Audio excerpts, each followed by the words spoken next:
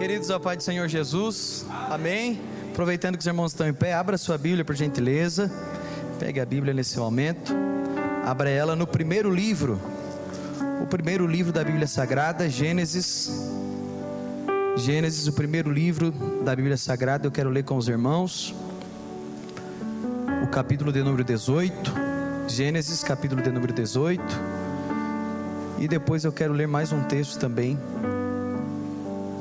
para parafrasear, né? Ou seja, para dar mais ênfase e base também naquilo que nós queremos falar. Gênesis capítulo de número 18.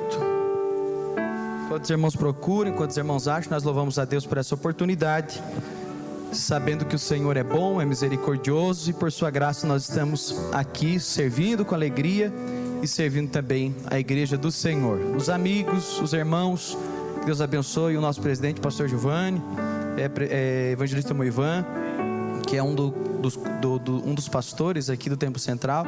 Todos os obreiros, eu agradeço aos obreiros, né, que estão aqui juntamente conosco, porque eu sei também que eles estão ali, né, intercedendo, irmãos, porque eles sabem do compromisso e da responsabilidade que se tem da ministração da palavra, de ministrar o coração da igreja. Então eu agradeço pela intercessão dos companheiros, a igreja que aqui está reunida, os irmãos que estão envolvidos com a semana de clamor, os nossos visitantes também que estão aqui. Que Deus possa abençoar. Mais uma vez, temos a alegria, e eu não citei por irmão Ivan no momento da apresentação, né, porque eu creio que ela já é nossa, né? Aqui, a irmã Cleidiane, levanta a mão aí, Cleidiane. A Cleidiane aceitou Jesus, irmãos, na quinta-feira passada, né? Ela é irmã da irmã Cristinéia. Levanta a mão aí, Cristinéia. A Cristinéia orava pela irmã dela, e na quinta-feira passada a Cleidiane aceitou Jesus como Salvador, e hoje trouxe o Christian, que é o filho que está ali junto também. Deus abençoe, Cleidiane. Deus abençoe, Christian. Obrigado por vocês estarem aqui. Por certo, eu creio que Deus também tem bênção para a vida de vocês. Preciso fazer citação aqui também de uma outra pessoa, irmãos, que eu não falei para o irmão Ivan apresentar, porque, como disse, já são nossos aqui, né? Eu quero fazer menção aqui nessa noite da Angelita, né? Deus abençoe, Angelita, né? Nós não te apresentamos porque você já é nossa, assim como o Júlio. Amém, igreja? Amém. A igreja já abraçou vocês fazem parte desse povo também, né? E junto da Angelita eu vi que ela trouxe mais alguém ali também. Deus abençoe, obrigado. Paula, obrigado, Paula. Deus abençoe a tua vida, né? Nós louvamos a Deus pela vida dos nossos visitantes, né? Amigos que estão conosco, servindo ao Senhor, ouvindo a palavra e junto adorando ao nome do Senhor. Gênesis capítulo de número 18, verso de número 17 e 18, os irmãos encontraram? Amém?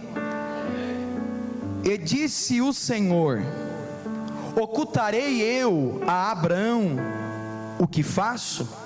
Eu vou ler mais uma vez. E disse o Senhor: ocultarei eu a Abraão o que faço? Olha o que a palavra de Deus nos diz em Lucas, capítulo de número 10. Abra sua Bíblia.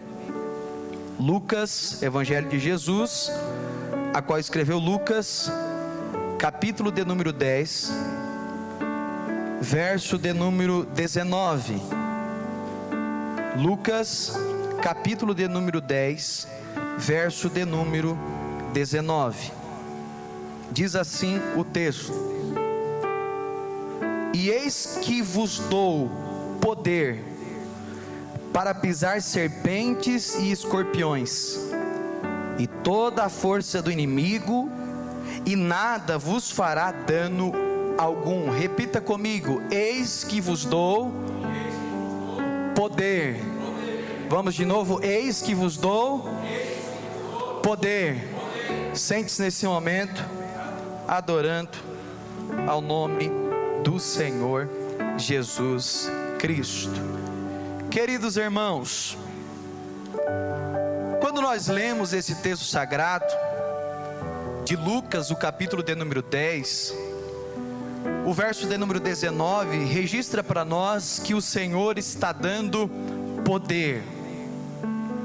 Quando nós olhamos para esse poder que Jesus está dando, e Ele fala que isso Ele já nos deu, foi dado, foi entregue. Isso significa dizer que Jesus concede à igreja uma autoridade. Jesus estava aqui dando este poder, esta autoridade para a igreja, com o objetivo de que eles usassem esse poder, esta autoridade, no propósito de levar, de proclamar, de anunciar Jesus. O fato é que quando nós pensamos a respeito desse poder, durante muito tempo nós criamos na nossa mentalidade que esse poder, ele está relacionado àquilo que é místico. Nós queremos ver os pulos, nós queremos ver esse poder manifesto através dos gritos, nós queremos ver esse poder sendo manifestado diante daquilo que nós temos pelo nosso olhar até mesmo pentecostal, porque somos uma igreja pentecostal. Mas quando nós olhamos para esse texto sagrado, isso nos dá a entender que o objetivo desta mensagem de Jesus, ele está na verdade pedindo ou entregando à igreja de Cristo Jesus um poder manifesto através da mensagem e da vida daqueles que levam as boas novas. É interessante dizer aos irmãos que Deus se manifesta, que Deus age no nosso meio, e nós cremos nisso. E a forma que Deus age no nosso meio é através de uma fé ativa e poderosa, através de uma autoridade confiada a Cristo, de Cristo, a sua noiva, a sua igreja. Irmão Júnior, mas eu vim aqui nessa noite para receber uma vitória de Deus. Deus tem vitória para nos dar, de fato. Mas a vitória que Deus tem para nós, isso não é algo acidental. Escute isso aqui. A vitória que Deus tem para nós, na verdade, é resultado de foco, de habilidades, de determinação e de resiliência. Só que quando nós paramos para pensar sobre isso, logo vem a pergunta, então isso significa dizer que o poder não tem efeito, não tem valia. Para que teríamos poder? Certa feita alguém me perguntou: pastor, qual é o melhor, qual é o mais necessário, o conhecimento ou o poder?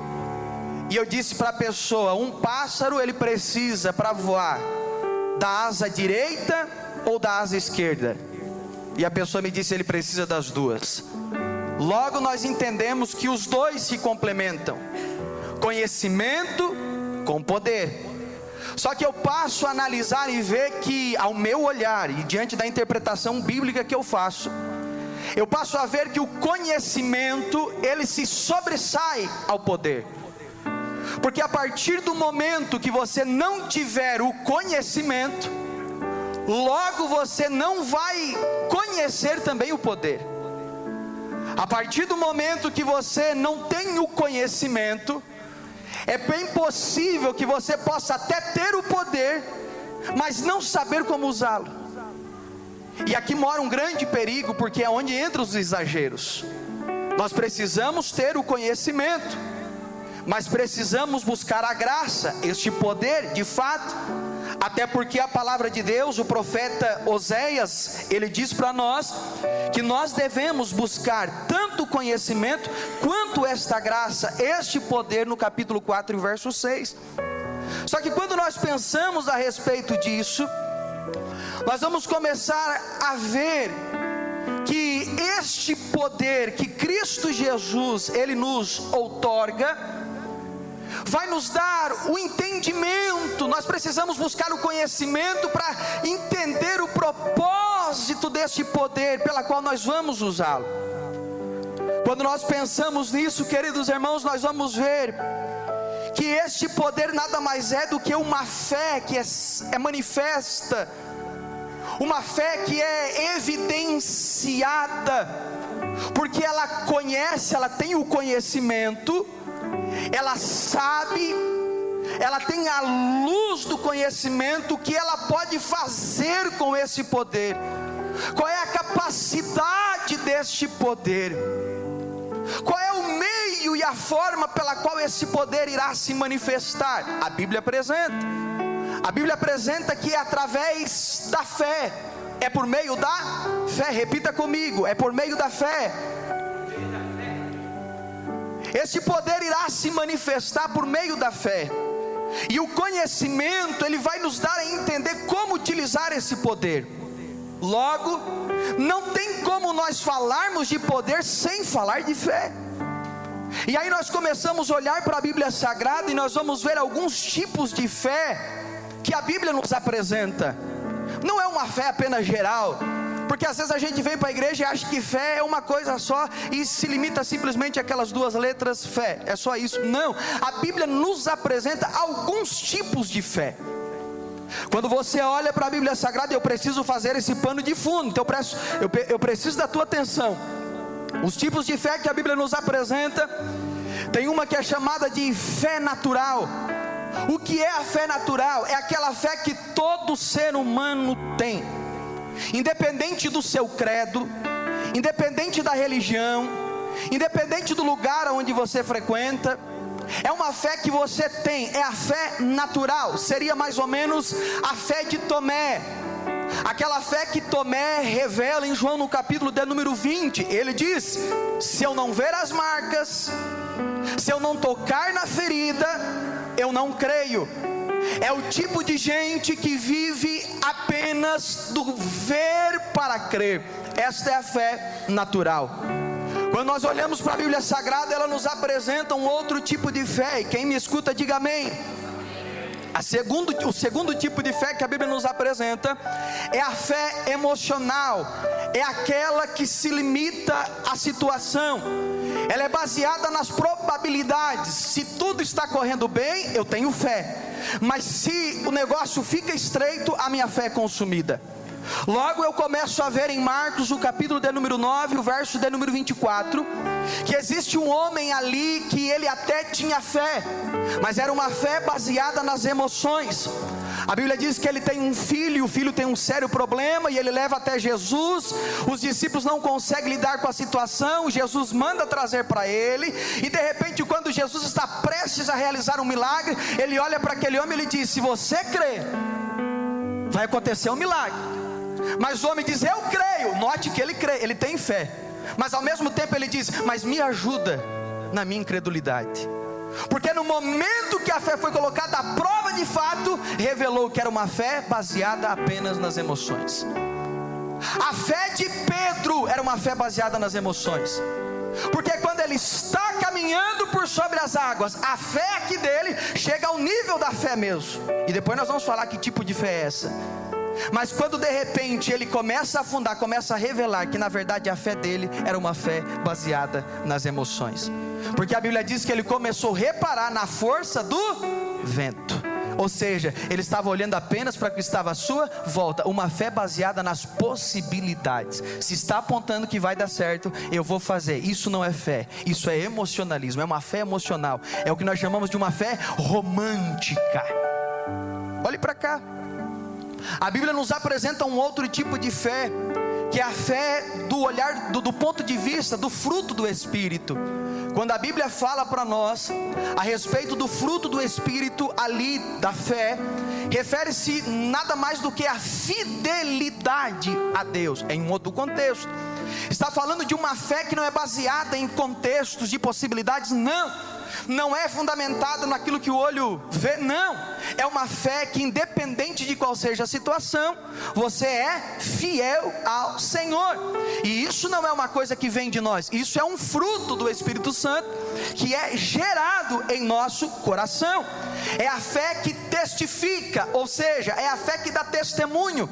É quando uma pessoa encontra você diante de uma situação tão difícil, sabendo da tua realidade, e quem sabe espera que você venha desanimar, mas não te desanima, porque você permanece fiel. Esta fé que ele está falando aqui do ponto de vista do fruto do Espírito Santo. Logo, nós temos um outro tipo de fé, que a Bíblia na verdade chama ela de dom da fé. Repita comigo: dom da fé. Queridos irmãos, esta fé aqui é o que nós chamamos da fé sobrenatural. É aquela fé que nós chamamos de fé operacional. Esta fé aqui, ela é dada a todos aqueles que aceitam a Cristo, ou que recebem Cristo na sua vida. Escute isso aqui, porque a palavra de Deus nos diz que ela está sendo dada como um dom. Para quem? Para a igreja. Quando você lê a primeira carta de Paulo aos Coríntios, o capítulo 12, o verso 9, ele está falando dos dons, e que Deus distribui os dons para cada um na sua igreja, para a edificação da igreja. Aí ele diz: e para outro, ele dá a fé, pelo mesmo Espírito. Paulo está dizendo para nós que existem pessoas que recebem o dom da fé, uma dádiva. E a partir do momento que ela recebe esta fé, é aquela fé que, quem sabe, você está passando por dificuldades e não há probabilidades alguma de você cantar, mas o que você faz? Você canta. Você está passando por momentos aonde, quem sabe, você está passando por um luto, mas aonde há luto, você está se alegrando, sabendo que o dono da vida, ele tem o poder para tirar, mas ele também tem o poder para dar a vida, e você passa adorando e sabendo que ele está no controle de todas as coisas. Essa noite o Espírito Santo de Deus ministrou meu coração durante esta semana, na verdade, para falar sobre a fé e falar sobre os efeitos que esta fé, como dom, ela pode gerar na nossa vida. Eu fiz menção aqui do texto sagrado de Gênesis, o capítulo de número 18. A palavra de Deus nos diz que o Senhor visitou Abraão. Quem era Abraão? Um homem conhecido por nós como o pai da fé, um homem que viveu na essência este dom da fé. Quando nós olhamos para o capítulo de número 18, a Bíblia diz que o Senhor visita a casa de Abraão, e ele agora está reafirmando a promessa que tem sobre a vida de Abraão. Deus então, após sair da casa de Abraão, estavam ali 3 homens, e o Senhor estava ali, porque a Bíblia diz que o Senhor falava para Abraão, através da vida daqueles varões, que se apresentam na casa dele. Quando aqueles varões estão indo embora, a Bíblia diz que de longe, eles avistaram a cidade de Sodoma. E quando eles avistam a cidade de Sodoma, o que o Senhor quer fazer com Sodoma, pelo pecado que está em Sodoma, Ele quer fazer o que? Ele quer destruir Sodoma. E Deus, prestes a destruir aquela cidade, a Bíblia diz então que o Senhor não decide ocultar isso de Abraão. E por que Deus não quer ocultar de Abraão, sendo Ele soberano e sendo Ele o autor de todas as coisas? Ele pode fazer, Ele pode mandar, Ele pode realizar, Ele não depende de ninguém. Mas a Bíblia diz que Deus está dizendo: ocultarei isso eu a Abraão, visto que Abraão certamente virá a ser uma grande e poderosa nação, e nele serão benditas todas as nações da terra. Olha o que o Senhor está dizendo. Deus está se perguntando: eu tenho um projeto para realizar, eu tenho algo tão grande para fazer, e será que eu vou ser capaz de deixar isso nas escondidas de Abraão? O que é isso? Isso é uma fé que está fundamentada em uma comunhão tão grande. É a fé que nos torna amigos de Deus. É a fé que nos leva a ser tão próximo, tão íntimo último, que tudo aquilo que Deus irá realizar, é por certo que Ele irá te comunicar, pelo propósito que Ele tem, e pela amizade que você desfruta, mediante a sua fé. A Bíblia diz para nós em Tiago, no capítulo de número 2, e o verso de número 23, que Abraão creu em Deus, e isso lhe foi imputado como justiça, isso lhe foi creditado, e a Bíblia diz, e foi chamado amigo de Deus. Você já parou para pensar? Deus olhando do céu e dizer, eu não posso deixar nada escondido dele, eu preciso falar, porque ele é meu amigo, aleluia. A Bíblia diz para nós em Romanos, o capítulo de número 4, que Abraão é o pai da fé, que Abraão e nós somos descendentes de Abraão. Paulo está dizendo para nós que somos filhos de Abraão, deste homem que viveu pela fé, e se somos filhos dele, também é pela fé. Escute isso aqui que eu vou te dizer. Abraão era um homem que tinha mais de 100 anos aproximadamente. A história diz para nós que a sua mulher, por nome Sara, quando o Senhor está se revelando aqui no capítulo 18, ela já tinha 90 anos.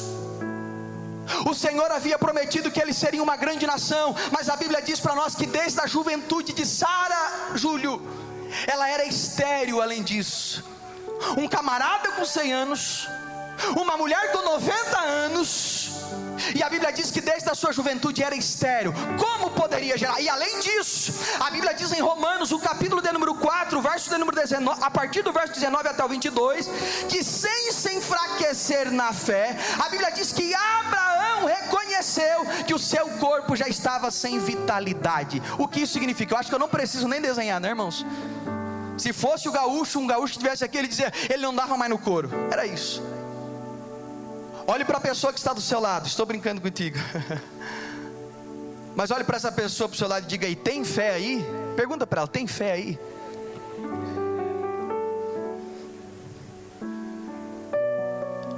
Logo que Abraão não tem essa capacidade mais, o tempo se foi, o camarada já está tranquilo, sossegado. Não há condição alguma de ele gerar, não tem condição alguma de sua esposa gerar. E a Bíblia está dizendo para nós que ele é considerado o pai da fé.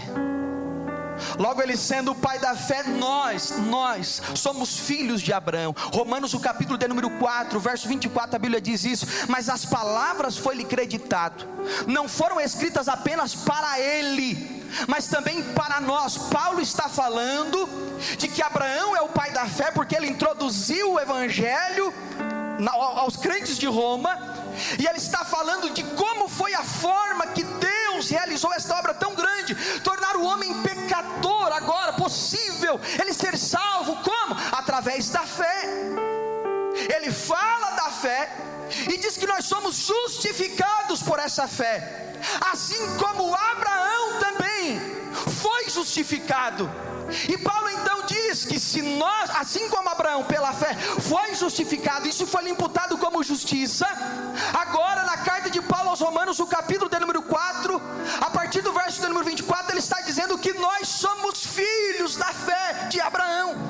E se somos filhos na fé, logo a palavra de Deus vai nos dizer, no capítulo de número 8 de Romanos, leia depois em casa, não vou ficar frisando porque nós precisamos correr aqui, mas se você ler em casa, a Bíblia diz que nós somos justificados no capítulo de número 5, pela fé, e é através dessa fé, que ao mesmo tempo que nos torna filho de Abraão, pela fé, nós temos a oportunidade de desfrutar das mesmas, escute o que eu vou falar, e se tiver alguém que quiser gravar, pode gravar, as mesmas promessas. E por que eu estou dizendo isso? Porque vai ter gente que diz que não é possível, mas eu te provo na Bíblia. Nós somos filhos, nós somos herdeiros, a Bíblia diz, ou seja, as mesmas promessas que recaem sobre a vida de Abraão, para aquele que tem fé, para aquele que crê, para aquele que aceitou, para aquele que se entregou, as mesmas promessas recaem também sobre a nossa vida. Aleluia!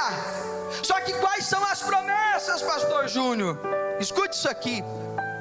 Lembra quando você vai ver Deus falando para Abraão no capítulo de número 12? Abençoarei os que te abençoarem, amaldiçoarei os que te amaldiçoarem.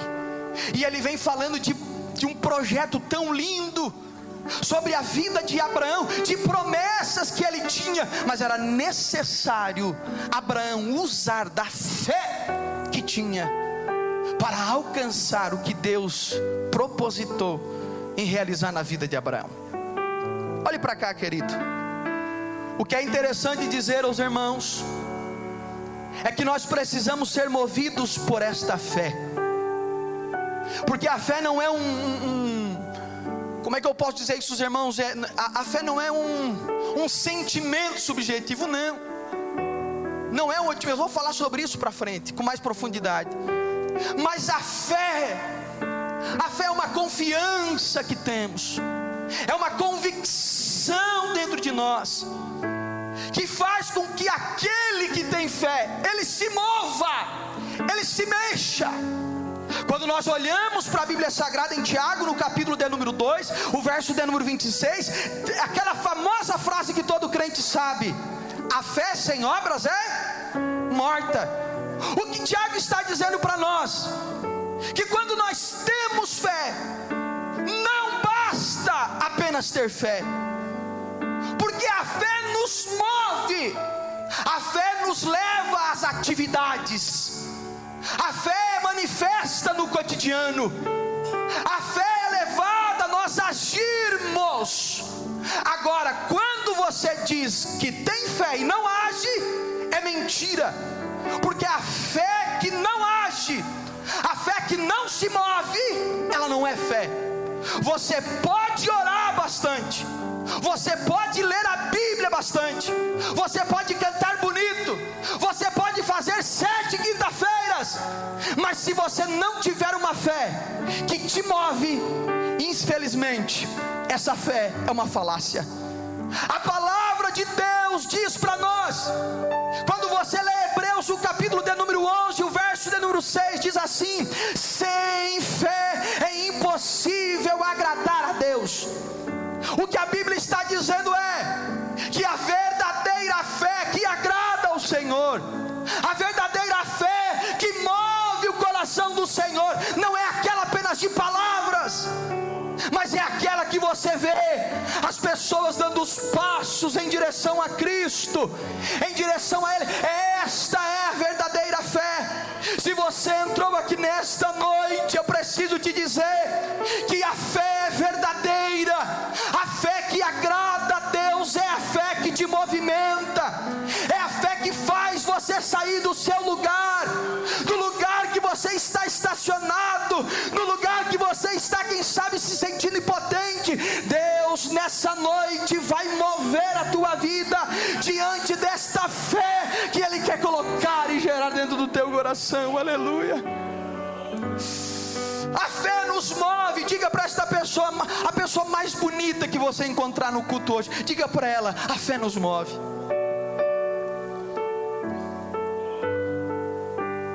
Os irmãos não encontrar ninguém aí bonito, vocês podem olhar aqui para cima, olha aqui nessa noite. Oh glória.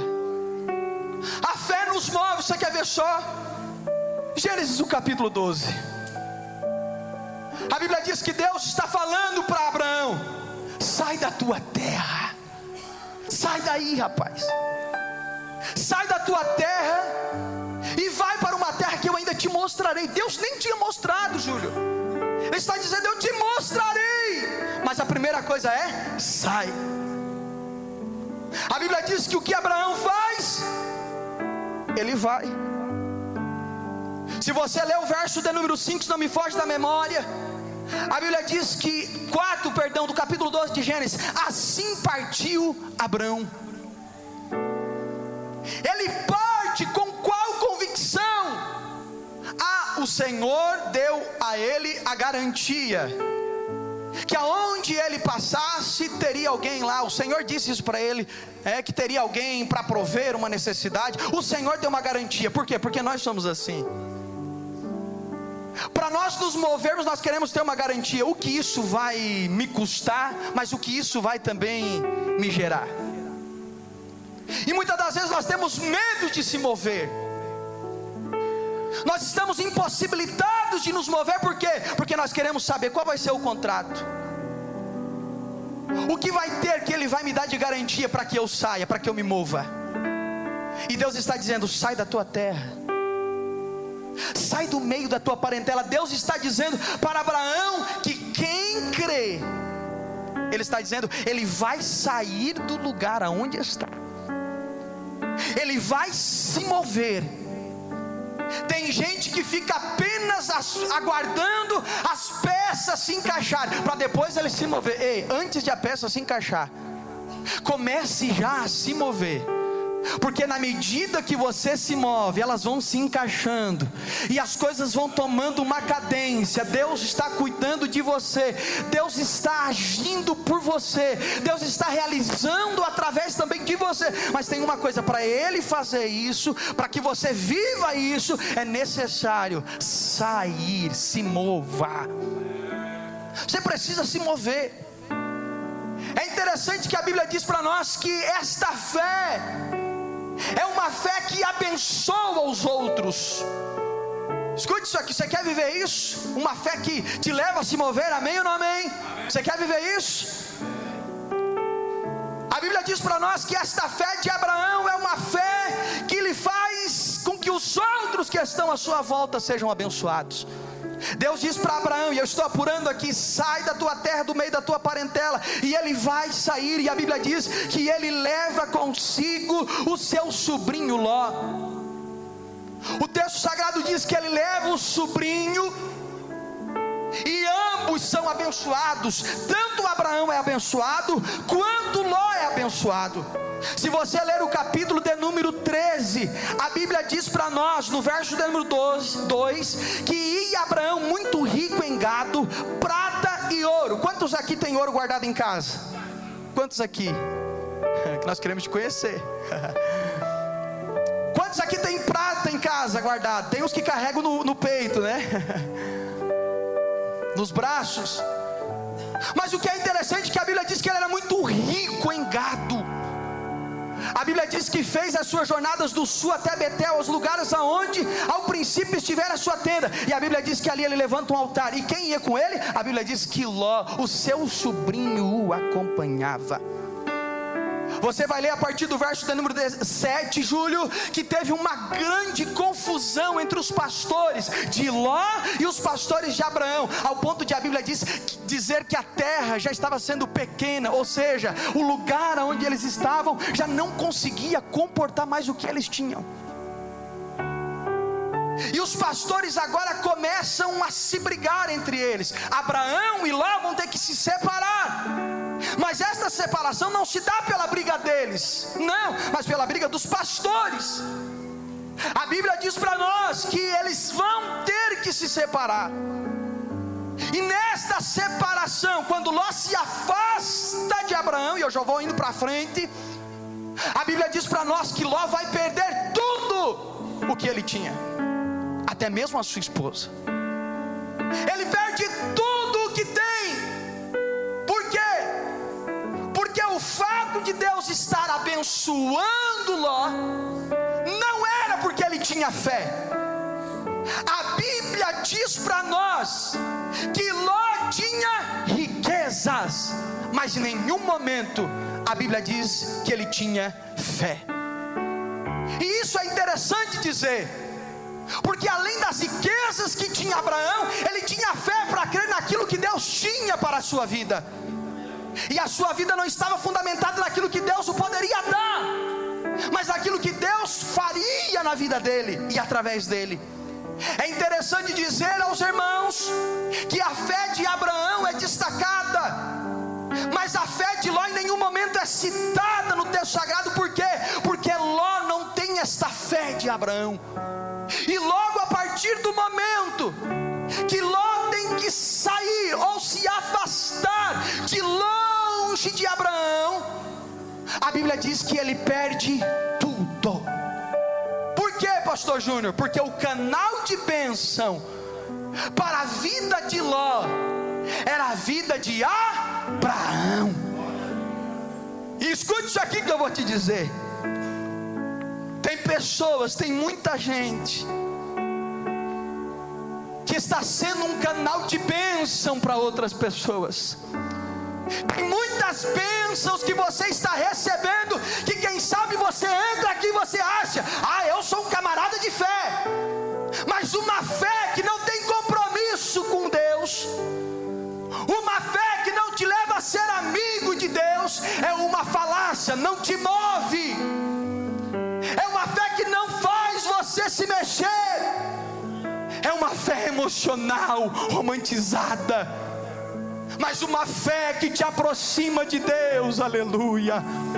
É uma fé que além de você ser abençoado, as pessoas que estão à sua volta também serão abençoadas. E eu quero crer que tem pessoas que estão aqui nessa noite, que estão sendo abençoadas, porque Deus colocou alguém do teu lado para te ajudar, para cuidar de você, para te orientar. E através desta palavra eu ministro sobre a tua vida. Deus tem bênção para você, para a tua casa, eu creio, para a tua família. E eu creio nesta noite que mediante esta palavra, aleluia, Deus irá realizar grandes obras na tua vida. Você crê assim? Pode levantar uma das tuas mãos aos céus. Oh glória, aleluia. Diga para esse irmão que está do seu lado: se depender de mim, você será abençoado. Se depender de mim, você será abençoado, porque a minha fé me leva a ser amigo de Deus. Aleluia. Oh glória. A fé nos ativa a responsabilidade. A Bíblia diz que quando Abraão lidar com esta situação, a Bíblia diz que ele olha para Ló e ele diz: vamos então nos separar. Aleluia. O que é isso? É uma fé que ativa a responsabilidade. O que Abraão estava fazendo aqui, irmãos? Abraão estava assumindo um compromisso, uma responsabilidade de cortar esse cordão. Só que ele não faz isso movido nas suas emoções, porque ele caminha por fé. E na sua responsabilidade, sabendo do dano que Ló poderia causar, ele vai cortar este cordão. Ei, tem gente que ainda não abriu mão de Ló, porque gosta da presença de Ló, gosta de viver a vida andando para trás. Tem horas que nós precisamos abrir mão de Ló, porque Ló pode trazer algum prejuízo para nós. E nós muitas das vezes não queremos abrir porque nós gostamos da presença do Ló, nós queremos ele ali perto. Mas a Bíblia diz que Abraão, pela fé, assumindo essa responsabilidade: não, meu filho, chegou uma hora, e essa hora é agora, então não está dando mais certo. Então o negócio é o seguinte: Abraão é movido por fé, não pelas emoções. Olha o que a Bíblia diz. Abraão olha para Ló e diz assim: escolhe para onde você quer ir. Abraão poderia ter dito assim: não, eu vou escolher para cá, porque aqui. E é o que acontece. A Bíblia diz que Ló olha para as campinas do Jordão, e as campinas do Jordão todas belas, o melhor lugar a se estar. Enquanto para Abraão sobraria só pedregulhos e montanhas e montes, Abraão permite com que ele escolha para onde ele quer ir. E a Bíblia diz que ele quer ir, Ló quer ir pelas campinas do Jordão. E a Bíblia diz para nós, em Gênesis o capítulo de número 13, o verso 14, o texto diz que só depois que Ló partiu, Deus foi falar com Abraão, Deus foi apresentar algo a Abraão. Escute isso aqui. Sabe por que tem muita gente que está vivendo uma vida de uma fé romantizada? Porque ele, além de estar trazendo Ló para perto de si, ele revela que não caminha por uma fé operacional. porque ele depende do lugar, ele depende das possibilidades. Ló está com uma visão apenas nas possibilidades, e ele acha que o melhor lugar a se estar é nas campinas do Jordão. Mas Abraão deixa claro que não é por aquilo que você vê, mas é por quem está com você, naquilo que você crê. Abraão creu em Deus, e independente do lugar aonde Ló escolhesse estar, para onde Abraão fosse, ele teria uma certeza: Deus estará comigo ao meu lado. Porque não é o ambiente, não é o lugar, mas é uma fé alicerçada no Senhor, uma fé que crê que independente do ambiente onde você esteja, se você está lá, Deus irá realizar algo a teu favor. Aleluia. Queridos irmãos, a Bíblia diz para nós que existe uma fé que enfrenta alguns desafios. Se você ler Gênesis, o capítulo de número 14, a fé deste homem por nome Abraão é uma fé que enfrenta desafios. A Bíblia diz para nós que 5 reis se levantaram contra 4 reis.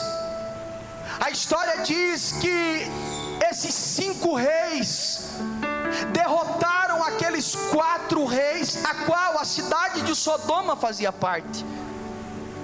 Quando Abraão fica sabendo que Sodoma foi tomada por esses 5 reis, a história diz que ele junta os homens da sua casa, 318 homens, e ele diz: vamos à guerra.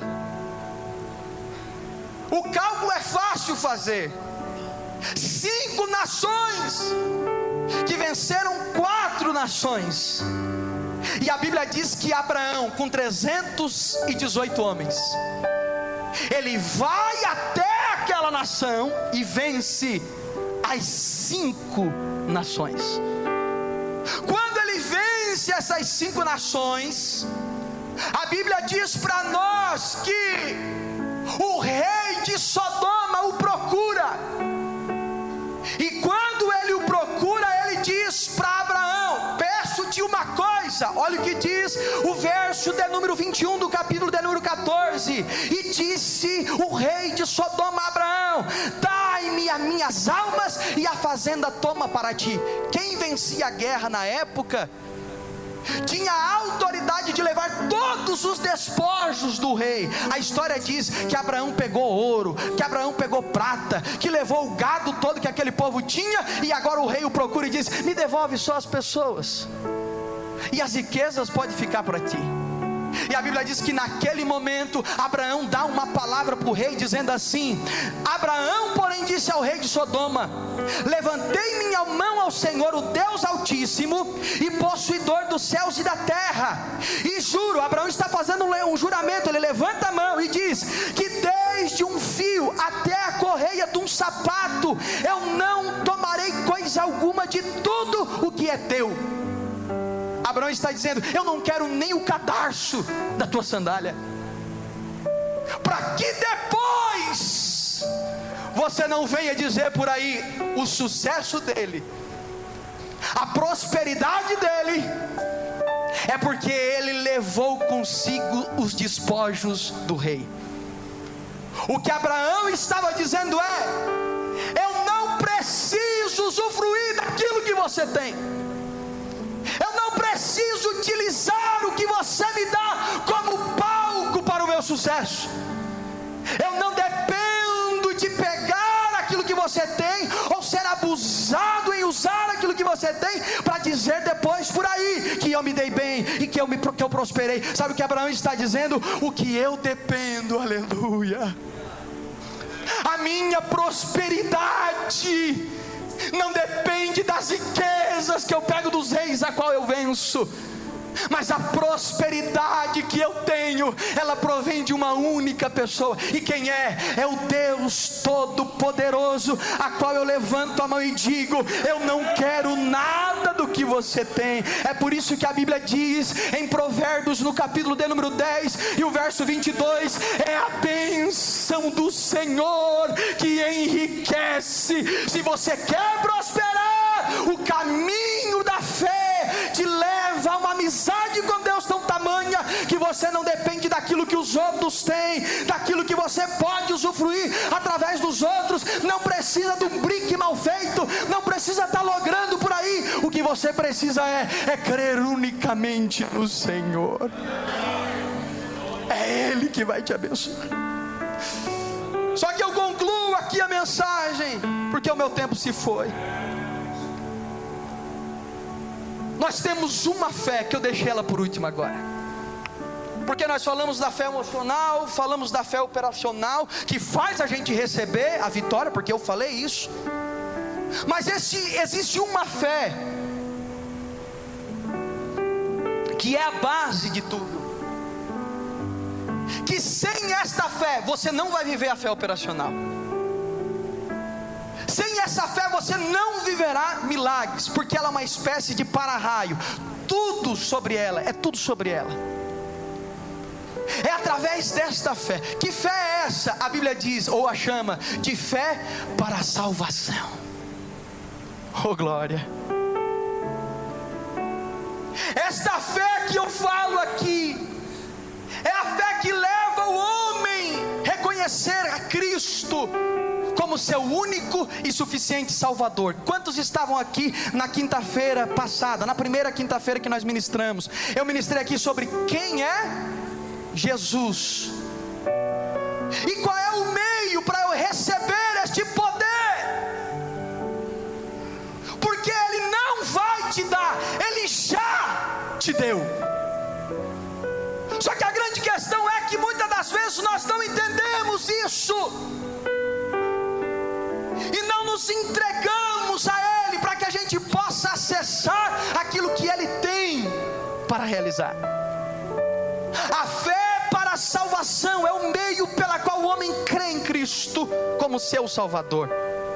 Enquanto nós temos uma fé operacional que cura a nossa enfermidade física, a fé para a salvação cura a enfermidade do pecado. A Bíblia diz para nós, o profeta Isaías, no capítulo 53, Ele levou sobre si as nossas enfermidades. Enquanto esta fé operacional te faz alcançar o impossível, a fé para a salvação te torna filho do Deus Altíssimo. Enquanto a fé operacional faz com que as portas se abrem, a fé para a salvação já está com a porta aberta. A Bíblia diz que o véu foi rasgado de alto a baixo.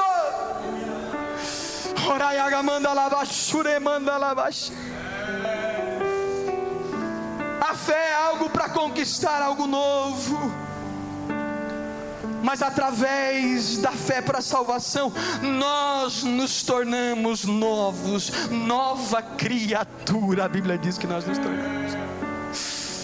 Esta fé para a salvação, aleluia, que diante de tudo aquilo que nós vivemos hoje, você é curado, você é liberto, você é abençoado, não pela fé operacional inicialmente, mas por causa da fé para a salvação, porque você deu o primeiro passo, e a partir do primeiro passo que você deu a Cristo, a partir daí existe uma coisa agora que te sustenta. E o que é, pastor Júnior? A fé.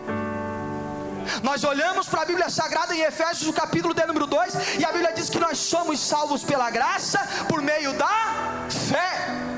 É esta fé que nos conduz à salvação, a fé salvadora, a ação sobrenatural de Deus, trazendo ao coração do homem, trazendo trazendo ao coração humano o entendimento. Olha que Paulo diz em Romanos no capítulo de número 10: se você confessar com a tua boca que Jesus é o Senhor e crer no seu coração que Deus o ressuscitou dentre os mortos, serás salvo, porque com o coração se crê para a justiça e com a boca se confessa para a salvação.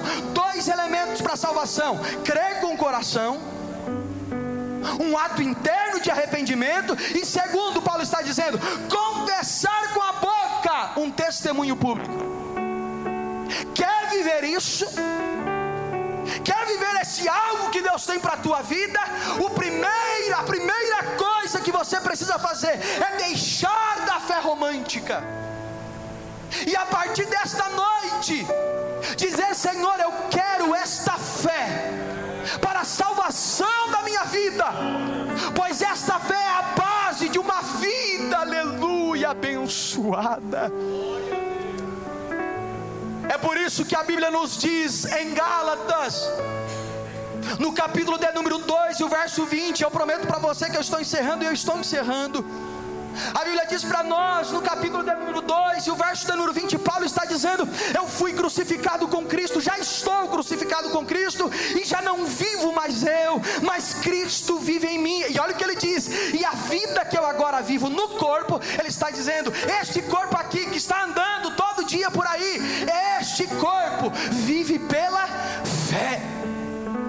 Paulo está dizendo para nós, aleluia, que esta mesma fé para a salvação é o combustível para a nossa vida cristã. Ele está dizendo: eu estou andando, eu estou vivendo, eu estou passando, independente de situações, eu estou avançando, porque esta fé, aleluia, eu vivo ela no corpo, aleluia, oh glória. Por isso, meu querido, nessa noite, não é apenas uma fé que pode fazer algo, não é esta fé operante apenas que Deus quer que você tenha, mas o caminho para alcançá-la precisa a fé para a salvação. Escute isso aqui, e eu encerro nesta palavra. Quantos trouxeram Bíblia nessa noite? Você pode abrir a sua Bíblia então, na carta aos Hebreus, no capítulo de número 11, que é o capítulo da fé.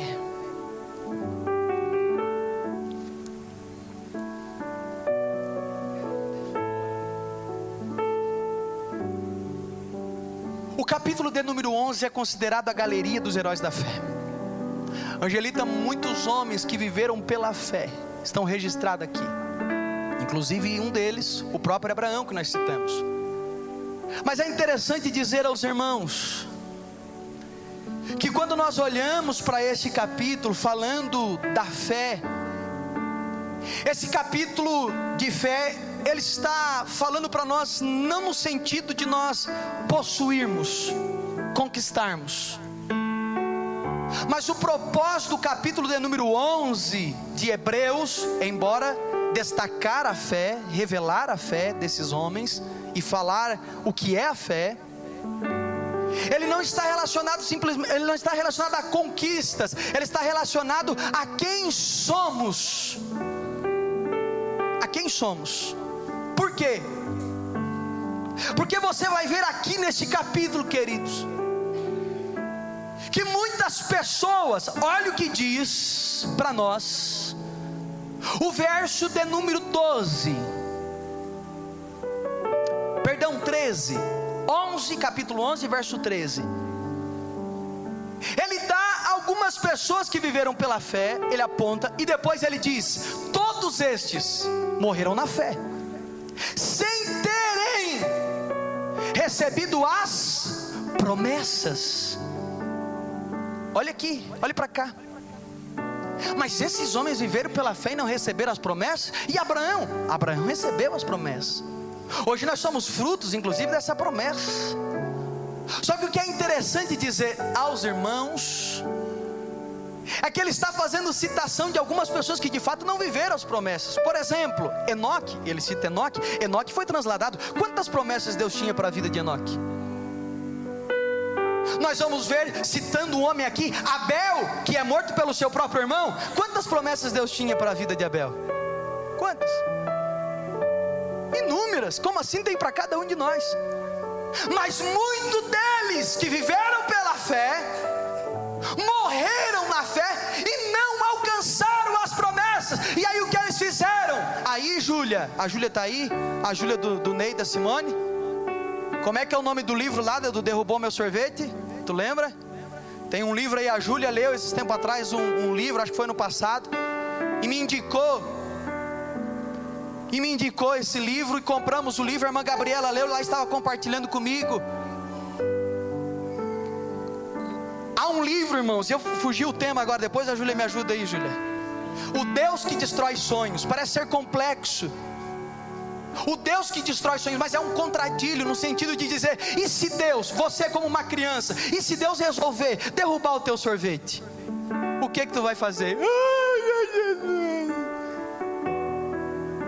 Eu não vou mais na quinta-feira, eu não vou fazer mais a minha campanha. Ei, fé não é ausência de problemas. Você quer ver só como não é ausência de problemas? Vire a página da sua Bíblia e olhe no verso de número 34, perdão, 37. Olha só, vamos ler o 36 também. E outros, falando de pessoas que experimentaram, olha o que eles experimentaram. Eram pessoas que viviam na fé. Escárnios, açoites, cadeias, prisões, foram apedrejados, cerrados, tentados, mortos a fio de espada, andaram vestidos de peles de ovelha, de cabras, desamparados, aflitos e maltratados. O que significa dizer é que tinham problemas, tribulações, e viviam pela fé, e muitos deles foram mortos e não alcançaram a promessa. E por quê? Aí o texto diz para nós assim: mas vendo-as de longe, verso 13 do capítulo 11, crendo nelas, abraçaram-as e confessaram que eram estrangeiros e peregrinos na terra. Verso 14, porque os que isso diziam claramente mostram que buscavam uma outra pátria. Olhe para cá, querido. O que o escritor está dizendo é: embora Deus não tenha realizado o que eles desejavam, embora Deus não tenha realizado as promessas, e morreram na fé, mas a fé deles não estava fundamentada naquilo que Deus poderia fazer, mas sim em algo maior, algo eterno. Eles estavam dizendo: pode ser que nós até não alcançamos as promessas de Deus aqui, mas a nossa fé não está fundamentada naquilo que Deus pode fazer, mas sim na esperança de um dia nós estarmos para sempre. É por isso que eles estão dizendo: nós somos apenas estrangeiros, nós estamos apenas passando por aqui, logo logo a nossa fé irá alcançar a salvação sublime, o corpo glorioso, e estaremos para sempre com o Senhor Jesus. Aleluia. E aí você me pergunta então: pastor, o que é necessário? O que é necessário para que esta fé para a salvação seja gerada? A Bíblia diz para nós, Romanos capítulo 10 e o verso de número 17, diz assim: de sorte que a fé vem pelo ouvir, e o ouvir da palavra. Se você abrir o teu coração nessa noite, se você permitir, esta fé, Cristo Jesus está batendo, e através da fé que você pode abrir. Mas tem uma coisa: se você abrir, aleluia, e receber Cristo Jesus no seu coração nessa noite, você poderá alcançar aquilo que Abraão alcançou. Esta fé operacional, que não é movida por emoções, que não é movida por possibilidades, mas é uma fé que não está fundamentada nos meios, é uma fé que não está fundamentada naquilo que eu tenho, mas é uma fé que me dá a esperança de algo eterno. É por isso que Jesus falou em Mateus do capítulo de número 5, olha que em Mateus do capítulo de número 16, quando alguns estavam vivendo de forma ansiosa, Ele diz: primeiro buscai o reino de Deus e a sua justiça, e as demais, ou estas coisas, vos serão acrescentadas. Se você buscar primeiro o reino, o resto virá, e o nome do Senhor irá ser glorificado. Mas se Ele não fizer, uma coisa é certa: há uma esperança eterna lá no céu de glória em Cristo Jesus. Se coloque em pé nesse momento.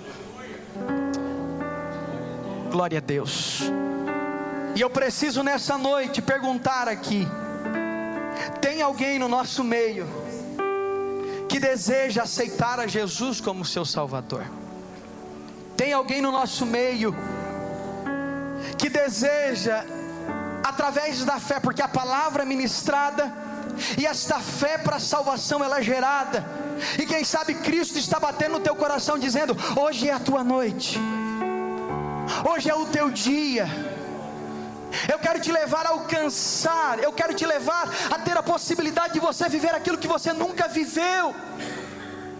Mas independente das situações, independente das tribulações, independente dos momentos bons, esta fé vai ser o combustível. A fé para a tua salvação é o que vai fazer você se mover. Por isso eu te digo nessa noite, assim como Paulo disse para aquele carcereiro: crê no Senhor Jesus Cristo, creia nele e será salvo tu e a tua casa. Aleluia. Temos alguém nessa noite que deseja aceitar a Jesus como seu Salvador. Esta fé romantizada que você tem não vai te conduzir ao céu.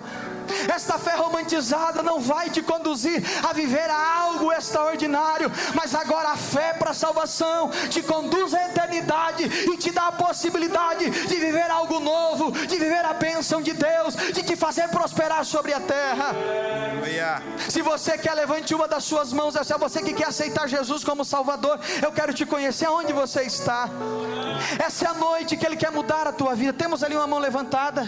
Quer aceitar Jesus, querida? Vem aqui na frente. Oh glória. Os irmãos podem louvar a Deus pela vida desta moça, desta jovem. Quinta-feira passada a irmã Cleidiane aceitou Jesus. Hoje nós temos mais uma pessoa que está aceitando Jesus aqui. Temos mais alguém que deseja aceitar Jesus? Temos mais alguém? Nós vamos orar. Vomar. Oh, Vomar. O irmão Sadi também está aceitando Jesus como Salvador. Vem aqui, Vomar, aqui na frente. Vem cá, Dai, junto com o Vomar. O Vomar está aceitando Jesus como Salvador. Olhe para cá, queridos. O Vomar, o irmão Vomar que está aqui, e eu falo isso para ele publicamente, porque nós somos amigos. Mas há uma igreja que orava por ti. Tu sabe disso, Vomar. Há um povo que ora por ti. Há uma esposa que ora por ti. E o Vomar um dia disse para mim, eu estava com uma camiseta, e de vez em quando os irmãos vão ver a gente sempre com alguma coisa escrita na camiseta ali, um versículo, alguma coisa. E aí um dia eu estava com uma camiseta na praça da cidade, escrito: Jesus mudou a minha vida. E o Vomar chegou em mim e disse assim: um dia eu quero usar essa camiseta. Um dia eu quero usar essa camiseta. Camiseta se foi, Vomar. Mas Jesus está fazendo isso nessa noite. Ele está mudando a tua vida. Jesus está mudando a tua vida. Se há alguém mais aqui no nosso meio que deseja aceitar Jesus como seu Salvador, essa é a oportunidade que você tem nessa fé romantizada. Você vai vir culto após culto, e culto após culto, e culto após culto. E Deus, quem sabe, vai até usar de misericórdia e vai fazer algo sobre a tua vida. Mas não é sobre ser conduzido por uma fé emocional ou romantizada, mas é uma fé de uma convicção, aleluia, que Ele nos fortalece, que Ele está conosco, que Ele muda a nossa condição diante de Deus. Hoje nós somos filhos e você tem essa oportunidade. Sai do teu lugar, vem correndo aqui à frente. Temos mais alguém nesta noite que deseja aceitar a Jesus, ou quem sabe reconciliar, está afastado dos caminhos do Senhor e quer fazer um propósito hoje? Sai do teu lugar, vem aqui, nós queremos orar por você. Temos mais alguém? Eu creio que são esses, mas eu quero orar agora aqui por você que já aceitou a Cristo.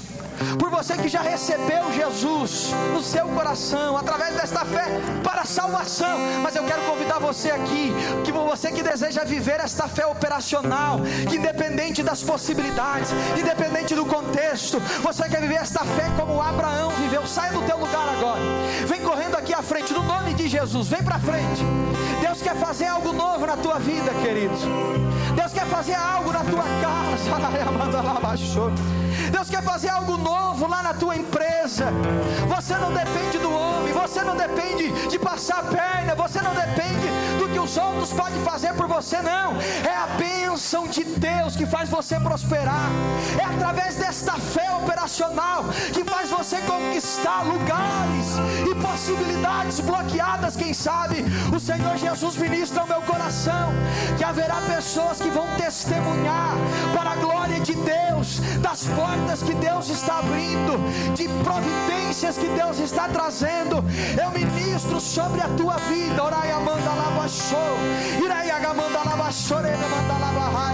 Levante a sua mão. Tem alguém nesta noite que deseja a cura da sua enfermidade, que está enfermo nesta noite? Sai do teu lugar, querido. Jesus vai te curar nesta noite. Você consegue dar um passo de fé? Você consegue dar um passo de fé, mesmo que as probabilidades digam que não? Saia do teu lugar então nesta noite.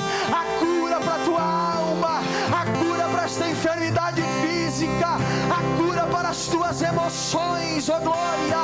No nome de Jesus oramos, ó Pai. No nome de Jesus nós ministramos sobre o teu povo agora. Ah, Senhor, nos leve a uma fé não fingida, a uma fé não romantizada, a uma fé não levada pelas emoções, mas uma fé fundamentada, Senhor, na salvação, independente das possibilidades, estando bem ou estando mal, passando por dificuldades ou passando por momentos bons, na escassez, no muito, no pouco. Que a nossa fé esteja fundamentada em Ti. Não é, Senhor, por aquilo que Tu pode nos dar, mas é por aquilo que Tu pode fazer em nós. Então transforma esta vida que Te aceita nesta noite. Transforma esta vida que se rende nesta noite. Muda, Senhor.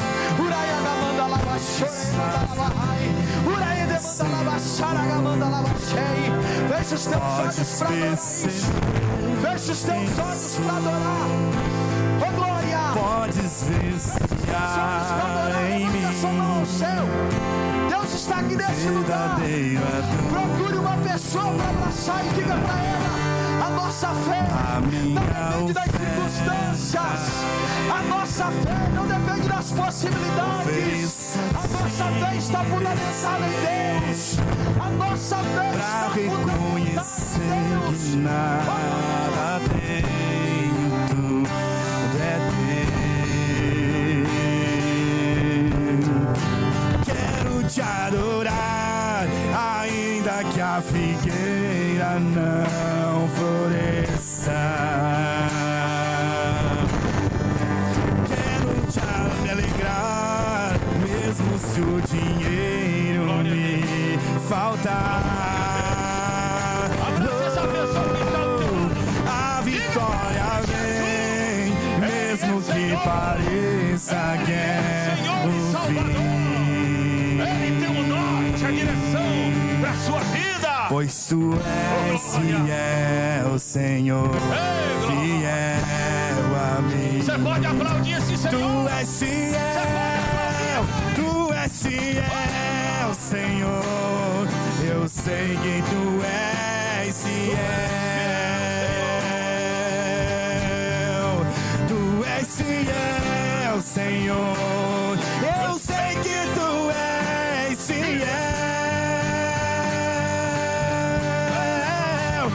E ainda que eu não mereça, permaneces assim. Fiel, Senhor, meu Deus, fiel a mim. Louvado seja o nome do Senhor. Só você, declare.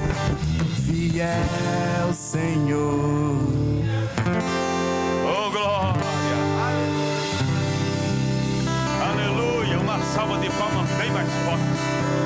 Ele é merecedor de tudo isso. Oh, glória! Querido, não perca nenhuma dessas quinta-feiras. Não perca. Nós precisamos conhecer Jesus, não só como provedor, não só como médico dos médicos, mas nós precisamos conhecê-lo como Senhor e Salvador da nossa vida. As demais coisas, quando você entender isso, as demais coisas Ele acrescentará. Busque Ele como o teu Senhor. Não faça nada, servo não faz nada sem o comando do Senhor. Faça isso, procure Ele, busque Ele em primeiro lugar na sua vida, e Ele garante que as outras coisas, deixa com Ele. Ele vai prover, porque Ele é provedor. Mas Ele é provedor de quem Ele é Senhor e Salvador.